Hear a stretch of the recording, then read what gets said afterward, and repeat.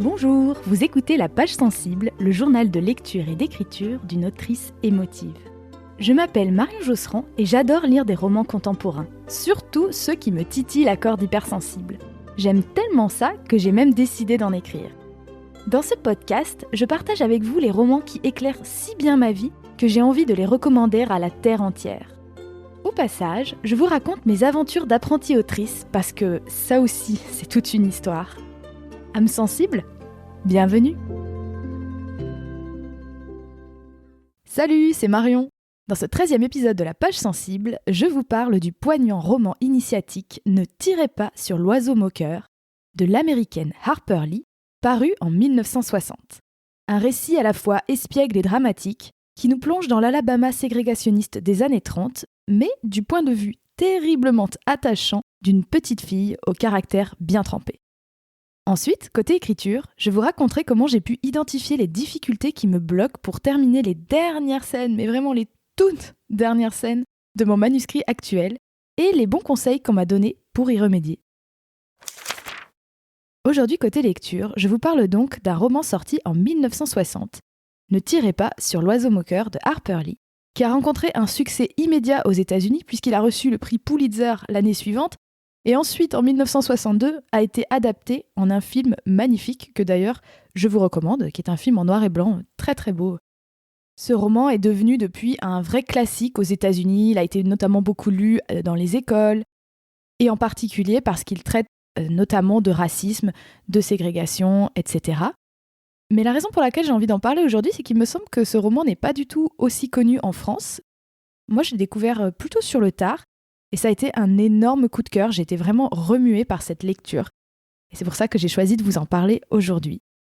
La narratrice est une petite fille qui est surnommée Scout et qui entre à l'école primaire quand le récit commence. Elle vit dans une bourgade perdue du sud des États-Unis, en pleine Grande Dépression, parce qu'on est donc dans les années 30.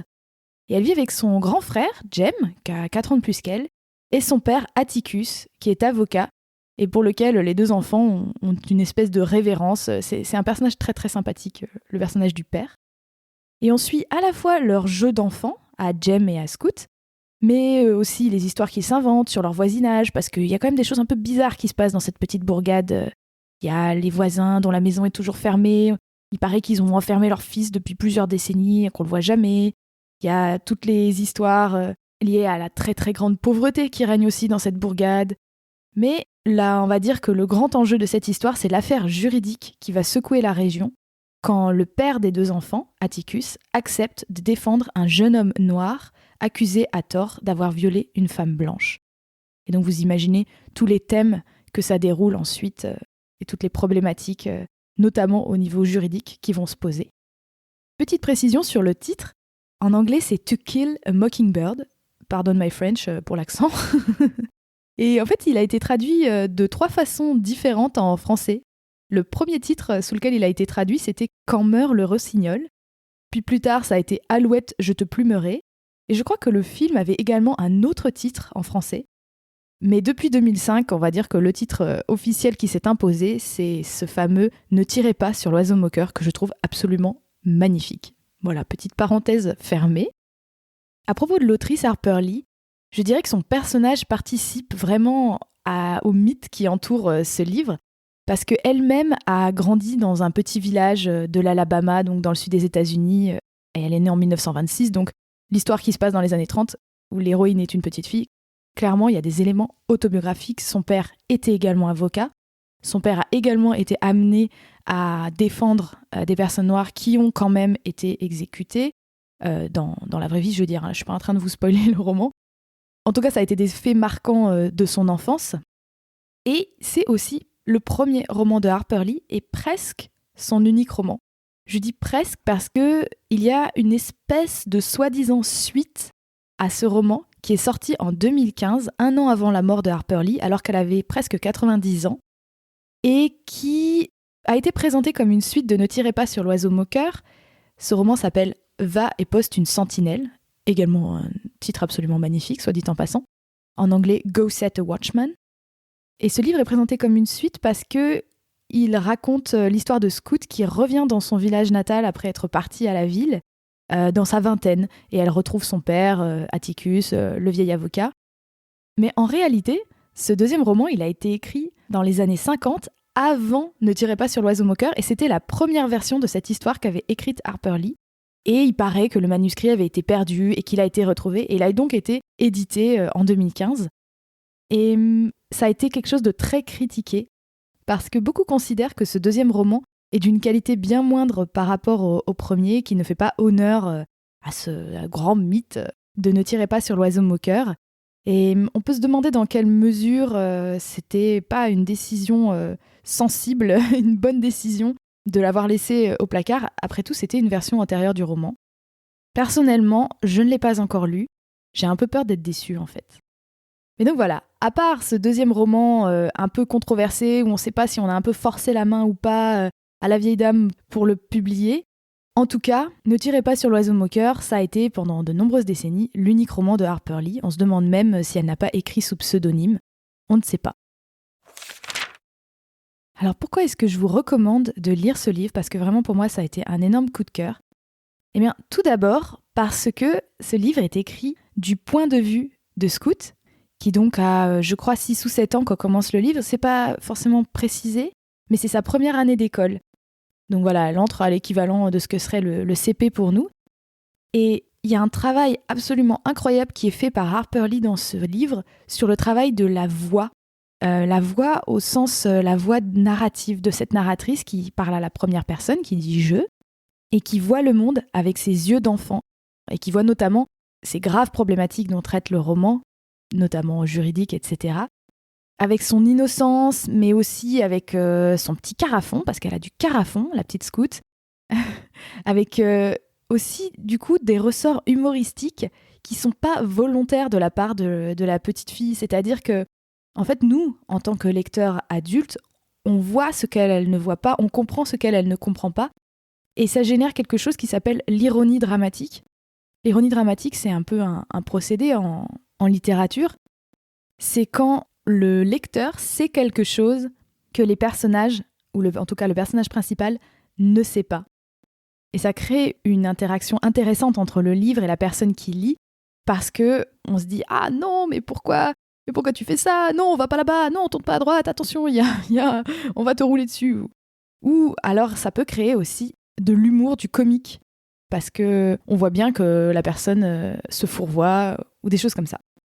Et ce point de vue innocent, espiègle et même drôle de la petite Scout, il permet à Harper Lee d'aborder des thématiques graves que sont le racisme, la grande pauvreté, et pas seulement des personnes noires à l'époque, mais également des gens qui vivent dans ce village pendant la Grande Dépression des années 30, la thématique également de la folie, du handicap, du fondamentalisme religieux, notamment protestant, des violences sexuelles évidemment, de la question du meurtre, et tout ça, ça peut paraître très noir, très lourd. Et moi, personnellement, je ne suis pas une grande lectrice de thrillers et de livres comme ça parce que, comme l'indique le titre de ce podcast, je suis très très sensible. Donc je fais attention, je trie pas mal ce que je lis parce que je suis vite un peu traumatisée par mes lectures. Mais là, grâce à cette douceur de l'enfance et la grande délicatesse aussi avec laquelle Harper Lee aborde ces thématiques, je trouve qu'on arrive à rentrer dans quelque chose qui relève plutôt du roman d'apprentissage, avec un débat moral, et on comprend d'ailleurs que ça soit autant lu dans les écoles, sans entrer dans le sordide. D'ailleurs, je parlais à l'instant de thriller, et je pense que ce livre, il est parfois peut-être difficile à placer sur une étagère pour les libraires et les bibliothécaires, parce que, oui, c'est un livre qui parle d'un fait de société, c'est un livre qui parle d'enfance, c'est avant tout un roman d'apprentissage, un roman où on voit le personnage principal, Scout, grandir face aux événements qui se déroulent dans son village. Il y a aussi une grande part de mystère, avec certains codes même qu'on pourrait vraiment attribuer presque à l'horreur, notamment avec ces terreurs enfantines. Il y a certaines scènes qui se passent la nuit dans la rue, et notamment pendant la nuit de Halloween, où on a un peu une vibe à la Stranger Things, si vous connaissez cette série. Des éléments presque de thriller, de romans policiers, qui viennent mélanger un petit peu les genres et qui ont l'avantage de rendre l'intrigue assez addictive. On a envie de connaître la réalité, la vérité de ce qui s'est passé, notamment pendant la fameuse nuit d'Halloween. Je ne veux pas vous dire ce qui se passe parce que je ne veux pas vous spoiler. Mais voilà, il se passe tout un tas de choses pendant ce roman où on a envie de dérouler le fil, de comprendre qui a fait quoi, qui était où, qui est innocent, qui est coupable.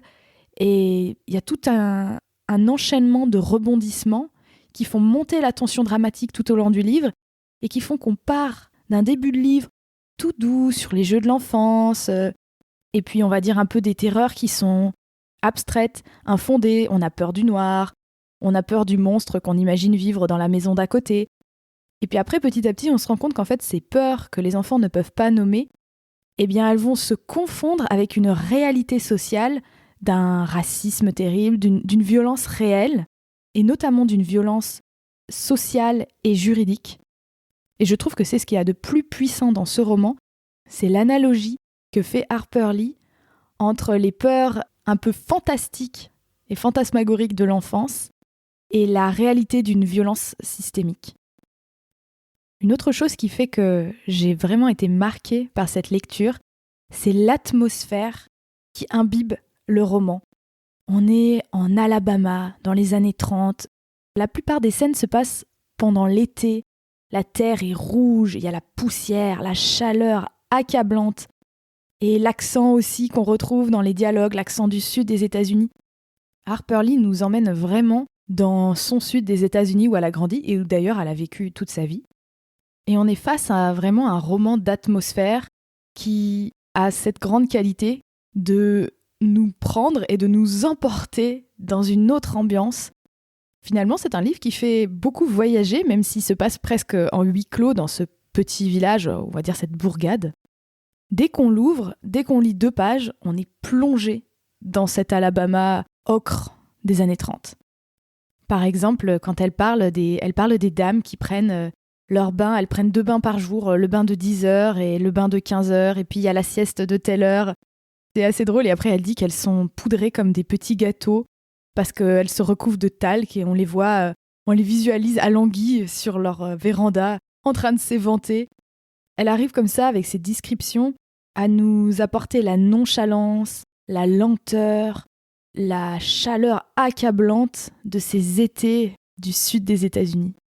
Et donc même si on a une histoire qui traite de thématiques potentiellement très sombres, eh bien finalement on a un récit plein de poésie, avec ces descriptions, et bien sûr avec toute l'enfance extrêmement attachante du personnage de Scout et de son grand frère Jem, et de l'ami qui vont se faire, qui s'appelle Dill, qui vient l'été dans la maison d'à côté chez sa tante, et qui apparemment aurait été inspiré d'un ami d'enfance de Harper Lee qui n'est autre que Truman Capote. Je l'ai appris en préparant ce podcast. La dernière chose que j'aimerais mentionner sur ce roman, c'est la personnalité de Scout, au sens où elle est à cet âge où on est avant la puberté, on commence quand même à être assez grand pour avoir sa personnalité qui s'affirme, et où elle ne veut surtout pas être une fille. En fait, Scout, la pire insulte que son grand frère Jem peut lui dire pour l'embêter, c'est « Oh là là, mais t'es vraiment une fille, hein !» ou « Tu te comportes trop comme une fille !» Et c'est un trait marquant de ce personnage. Je dirais pas que c'est une thématique centrale dans le roman, mais c'est plutôt un motif récurrent, mais vraiment récurrent, dans le roman, où toujours est mentionné le fait que Scout est un petit garçon manqué, même si j'aime pas ce terme, on va dire qu'à l'époque c'est ce qu'on aurait dit. Et c'est quelque chose d'assez atypique pour l'époque, hein. On est sur un roman paru en 1960, une histoire qui se passe dans les années 30. Et j'ai trouvé que c'était une façon assez originale d'aborder un personnage de petite fille qui grandit avec 2 hommes et qui voudrait tellement être un garçon comme son frère. En tout cas, elle est extrêmement attachante, cette petite Scout, et son frère aussi, et le père aussi. Le père est tellement adorable. Et dans ce roman, finalement, on a des personnages vraiment affreux et des personnages vraiment attachants. Et c'est ce qui le rend si profond et si touchant, je pense. Voilà, c'était tout ce que je voulais vous dire sur ce magnifique roman. Vraiment, je vous recommande de le lire si vous ne l'avez pas fait.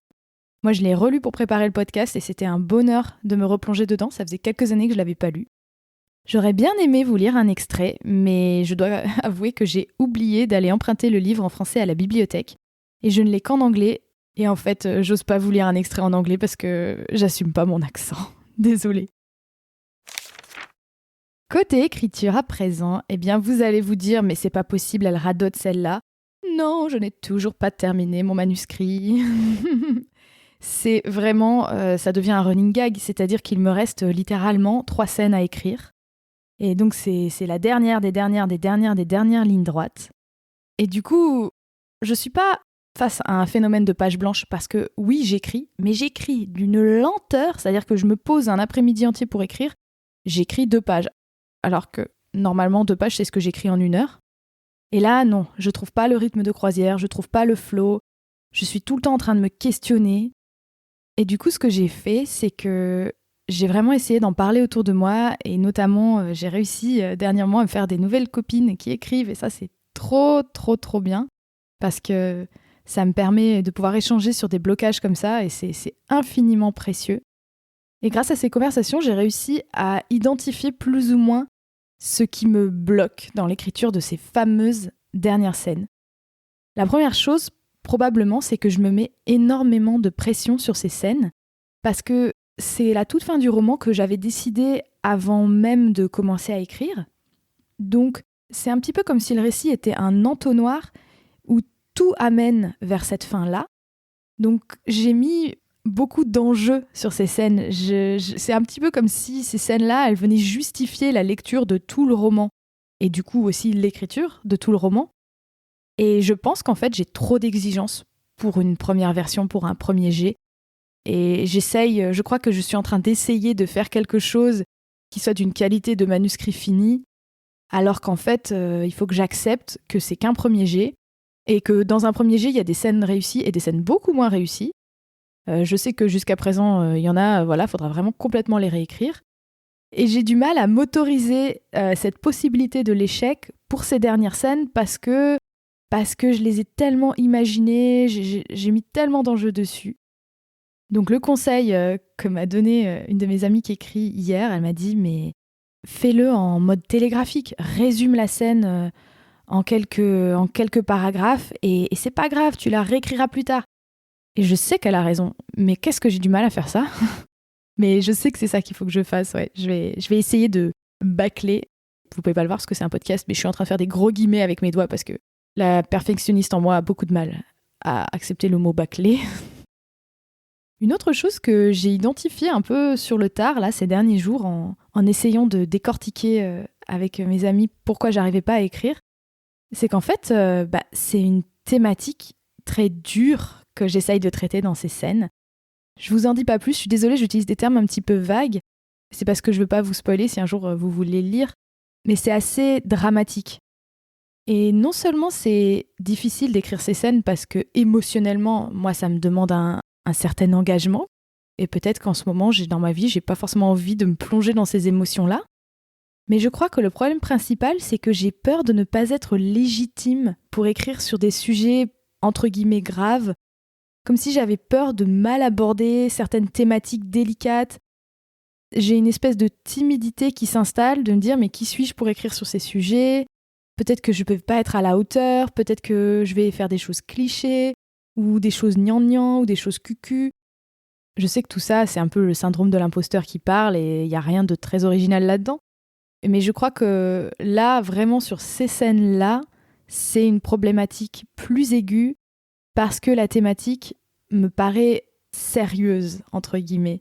Et voilà, je crois que j'ai peur de ne pas être à la hauteur. Le conseil qu'on m'a donné là-dessus, c'est d'écrire autour de la scène, d'écrire peut-être le ressenti que moi j'ai, comment j'aborde moi cette thématique à un niveau plus personnel et mon point de vue sur cette thématique-là. Et peut-être d'accepter qu'en fait, de toute façon, sur les événements dramatiques de la vie, il n'y a pas une seule façon de le vivre, il n'y a pas une seule façon d'en parler, donc il n'y a pas de bonne façon de le vivre ou de bonne façon d'en parler. Donc il faut que j'essaye, moi, de tirer de mon ressenti pour essayer de livrer quelque chose qui soit le plus sincère possible, tout en restant dans le personnage et dans la personnalité de mes personnages. Voilà, comme vous le devinez sûrement en m'écoutant, c'est un exercice difficile. Et voilà, au moment où j'enregistre ce podcast, il me reste encore 5 jours avant la fin du mois de mai, on est le 26. Et j'ai vraiment envie de terminer ce manuscrit ce mois-ci pour pouvoir tout simplement passer à autre chose. Et donc dans les 5 jours qui me restent, je vais essayer d'appliquer ces conseils-là, d'écrire finalement ce dont, pas forcément ce que je veux, mais ce que je peux.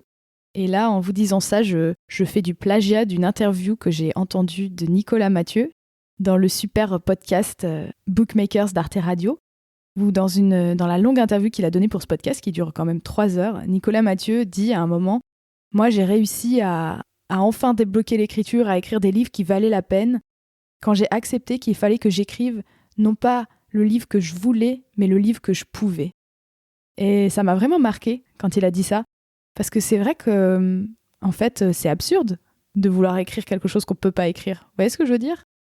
Il faut toujours aller dans ce qui est possible, sinon on n'est pas dans la réalité, il ne se passe rien. Donc voilà, je vais essayer d'être le plus possible dans ma réalité, dans mes capacités, mes possibilités, et pas essayer d'écrire quelque chose dont je ne sois pas capable, tout simplement. Un grand merci d'avoir écouté cet épisode numéro 13 de la page sensible. Je sais que Ne tirez pas sur l'oiseau moqueur est un grand classique aux États-Unis, mais je me demande si vous l'avez déjà lu. J'ai l'impression qu'il n'est pas si connu que ça en France. En tout cas, si c'est pas le cas, j'espère vraiment que je vous ai donné envie de découvrir cette œuvre magnifique. C'est un roman marquant. Dites-le moi en me laissant un petit commentaire sur le blog du podcast ou bien sur Insta, @lapagesensible, tout attaché. Et pour recevoir mes meilleures recommandations de films et de podcasts en lien avec chaque épisode de la page sensible, n'oubliez pas de vous abonner à ma newsletter bimensuelle en cliquant sur le lien dans la description du podcast. Enfin, ne ratez surtout pas le prochain épisode dans lequel je vous proposerai la toute première interview du podcast. J'y recevrai Luisa, une amie italienne que j'ai rencontrée en Sibérie, figurez-vous, et qui parle français avec un magnifique accent italien. Elle viendra nous parler d'une saga dont nous sommes toutes les deux de très grandes fans. Il s'agit de L'amie prodigieuse d'Elena Ferrante. Elle nous racontera aussi son propre projet de roman, car Luisa est également une passionnée d'écriture. À très bientôt, et d'ici là, je vous souhaite de belles lectures.